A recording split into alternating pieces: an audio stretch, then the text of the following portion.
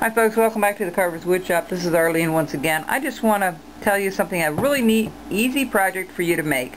What you'll need is you'll need some of this glue stick that you can just buy at Walmart. They have it. I bought 2 of these for 30 cents. You take off the top and you screw this out a little bit, and you can use it. It's for kids to paste paper and stuff onto construction paper and things like that, and school supplies. It's Elmer's, I believe. Yes, it is. And the other thing you'll need is you'll need sandpaper that is like a wet sandpaper that they use for drywalls or for metal. This black. This is a 400 grit, but I got this in a packet also at Walmart for like $2.60 maybe. The reason I'm thinking of this is might be a better bet. A lot of people, a gentleman came up to me the other day and he said he had his tools with him and he had this stone. I don't like using stones because they hollow out and then you have to redress the stone, meaning you have to make it flat again. And I found a perfect solution for that. So, and I kind of got the idea from watching my uncle's video on sharpening his wooden shoe tools before. What this is just a carving block, a piece of basswood, perfectly square. Okay, it's got to be perfectly planed and flat. It's about 7 to 8 inches long. These sheets come in like a regular sheet. There's a heavier grade, so you can make one side a heavier grade and one side not. So what I did was I pre-cut this to fit this block, and I just made it a tad shorter, and I'll explain why I did that. So technically this should go on this side just like this. Okay, so it's very simple. All you do is take the glue stick, and I wouldn't use this for the straws, but I would use this for this project because it stays in place. Takes a little bit, make sure you get all the corners, and we'll do the next side. And to make it a little bit more durable, we're going to do both the paper and especially the corners, you know. We just want that paper to stay in place. I used to do it on a flat surface, and then the paper would wrinkle and things. And this is just a different way you can sharpen, and I'll demonstrate how I used it with one of my knives. Okay, there isn't a whole lot in this, but plenty to do 3 or 4 of these easily. So all you do is, and it stays pretty wet for a little while, or a little sticky for a while. So that's exactly how you want to do it. It's make it just a tad shorter so nothing's hanging over. Okay, and then you want to just place that down.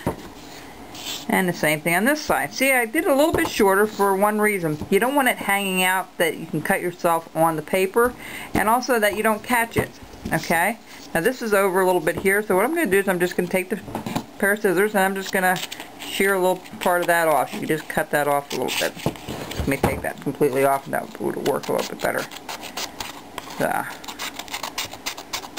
Okay, I'll put this back on, and you can kind of pre-fold that before you put it on, so it's exactly where it should be. Okay, that's a nice little block, folks. You can do your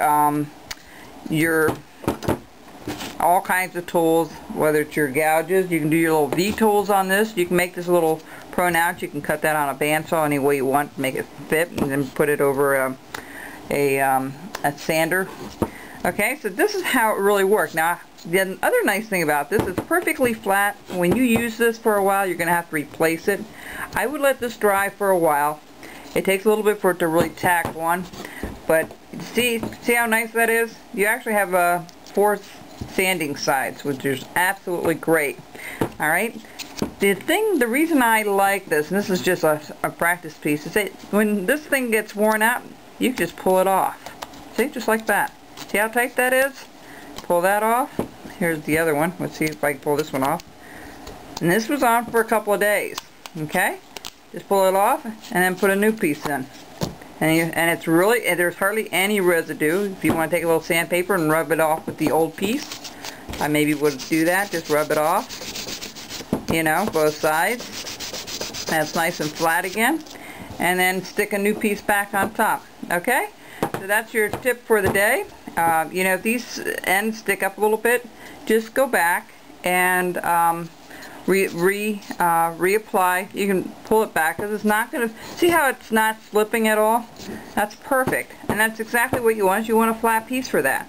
Now the stones, they have a habit of getting an indentation in them when you use them for a while, and they are just, I don't like the stones because then you have to use oil and stuff. Here, you know, you can put a little bit of water on this. It's not going to hurt it any. You know, if you want to do it that way. You can do your gouges or your straight gouges, you know, and run it across. The other nice thing about it, folks, is you can hold on to it, okay? When you're doing a knife, for instance, I'm going to do one of my other knives here. If you're doing a knife, you can easily bring it back and forth just like this, see? See how that works? And you can turn it over. You're not going to cut yourself, okay, because it's about, this is about 1.5 inches thick, a block, okay? So this is just a neat way of doing it where you don't need to have a lot of expensive tools. You know, you can make probably with one sheet, you can probably do 4 or 5 of these easily on one sheet. Alright, so, I mean, 1 or 2 replacements.